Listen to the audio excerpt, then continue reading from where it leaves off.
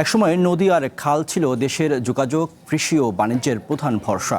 কিন্তু বছরের পর বছর দখল, পলি জমা আর অব্যবস্থাপনায় সেই নৌপথ আজ সংকটে।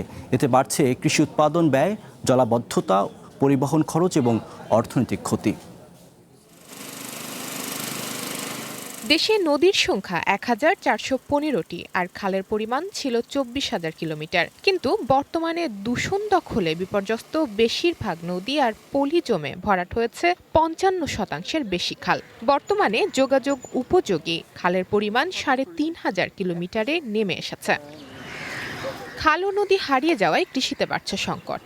প্রাকৃতিক পানির উৎস শুকিয়ে যাওয়ায় কৃষকদের ব্যয়বহুল গভীর নলকূপের ওপর নির্ভর করতে হচ্ছে। এতে সেচে বিদ্যুৎ ও ডিজেলের খরচ বাড়ছে, একই সঙ্গে বাড়ছে উৎপাদন ব্যয়। অন্যদিকে খাল ভরাট হওয়ায় বৃষ্টির পানি দ্রুত নামতে না পেরে শহর ও গ্রামে দীর্ঘস্থায়ী জলাবদ্ধতা তৈরি হচ্ছে।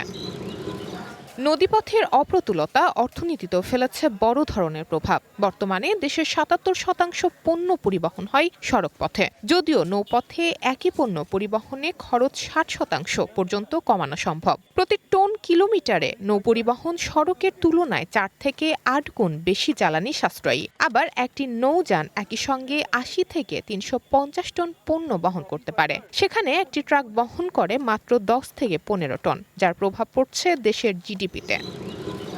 বিশেষজ্ঞদের মতে, খাল ও নদী পুনরুদ্ধার শুধু পরিবেশ রক্ষার বিষয় নয়, বরং এটি দেশের কৃষি, বাণিজ্য, জ্বালানি সাশ্রয় এবং টেকসই অর্থনৈতিক প্রবৃদ্ধির জন্য একটি গুরুত্বপূর্ণ বিনিয়োগ। স্বপ্না স্মৃতি, ওয়ান বিজনেস, ঢাকা।